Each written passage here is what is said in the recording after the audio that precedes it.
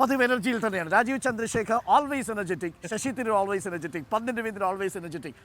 ഒരു ശക്തമായ ത്രികോണ മത്സരമാണ് എന്നുള്ളത് മണ്ഡലത്തിൽ വന്നപ്പോൾ തന്നെ ഫീൽ ചെയ്തു. How do you feel sir? അത് ശരിയാണ്, ശക്തമായ ഒരു ത്രികോണ മത്സരമാണ്.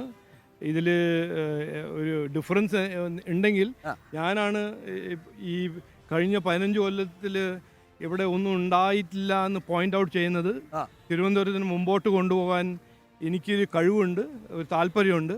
നമ്മുടെ നരേന്ദ്രമോദിജി ഇന്ത്യനെ കഴിഞ്ഞ 10 കൊല്ലത്തിൽ ഒരു ചാട്ടം കാണിച്ച ഒരു ഇക്കണോമിക് ഗ്രോത്ത് കാണിച്ച ആ ലീഡർ അദ്ദേഹം തിരുവനന്തപുരത്തും കേരള നാടിനും അതുമായി തന്നെ ഒരു പുരോഗതിയും ഒരു വികസനത്തിൻ്റെ ഒരു രാഷ്ട്രീയം ഇവിടെ കൊണ്ടുവരാൻ ആഗ്രഹിക്കുന്നു. അത് അദ്ദേഹത്തിൻ്റെ റെപ്രസെൻറ്റേറ്റീവായിട്ട് ഞാൻ ഇവിടെ വരുന്നു.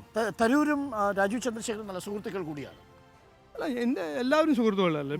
പോളിറ്റിക്സ് ആൻഡ് പബ്ലിക് ലൈഫിൽ ഞാൻ എൻ്റെ വിചാരത്തിൽ അങ്ങനെ പേഴ്സണൽ എനിമിറ്റിയോ അങ്ങനെയൊന്നുമില്ല.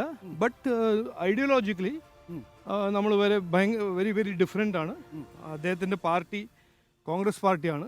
അദ്ദേഹത്തിൻ്റെ പാർട്ടിനെ പറ്റി 2004 മുതൽ 2014 വരെ അവരെന്ത് ചെയ്തു, ജനങ്ങൾ 10 കൊല്ലത്തിനൊരു മാൻഡേറ്റ് കൊടുത്തപ്പോൾ കോൺഗ്രസ് പാർട്ടി ഈ നാടിനെ എന്ത് ചെയ്തു എന്ന് എല്ലാവർക്കും അറിയാം.